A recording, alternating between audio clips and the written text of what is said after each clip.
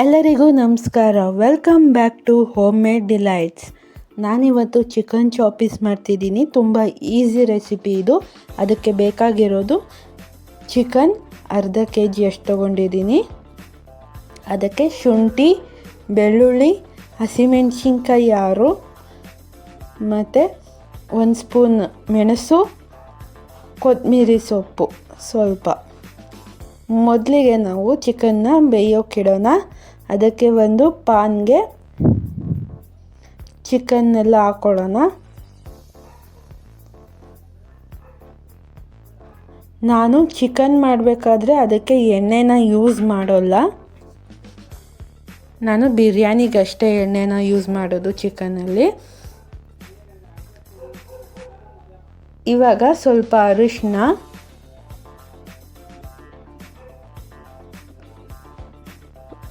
ರುಚಿಗೆ ತಕ್ಕಷ್ಟು ಉಪ್ಪು,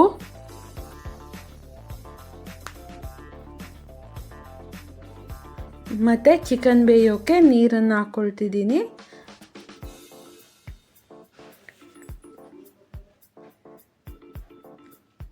ಇವಾಗ ಸ್ವಲ್ಪ ಹೊತ್ತು ಚಿಕನ್ನ ಬೇಯೋಕ್ಕೆ ಬಿಡೋಣ.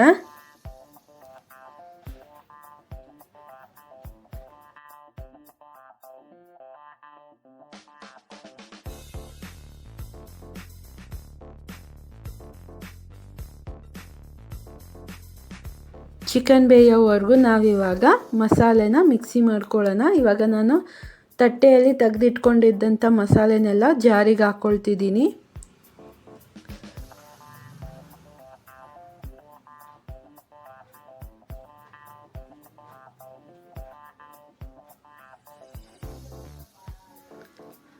ಇವಾಗ ಒಂದು 5 ಲವಂಗ,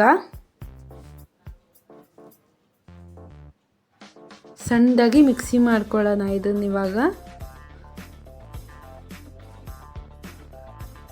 ಇವಾಗ ಸಣ್ಣದಾಗಿ ಮಿಕ್ಸಿ ಮಾಡ್ಕೊಂಡಾಗಿದೆ.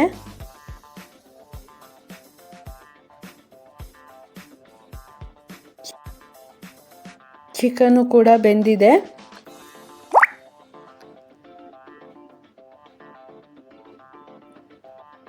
ನೋಡಿ, ಇವಾಗ ಮಸಾಲೆನೆಲ್ಲ ಹಾಕ್ಕೊಳ್ತಿದ್ದೀನಿ.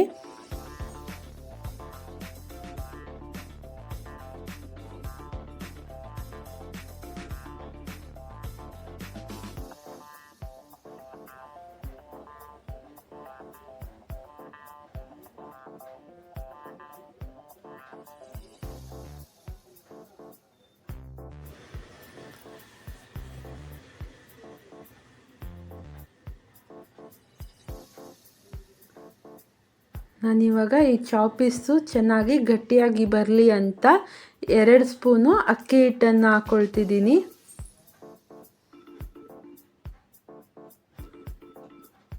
ಎರಡು ಸ್ಪೂನಷ್ಟು ಅಕ್ಕಿ ಹಿಟ್ಟು,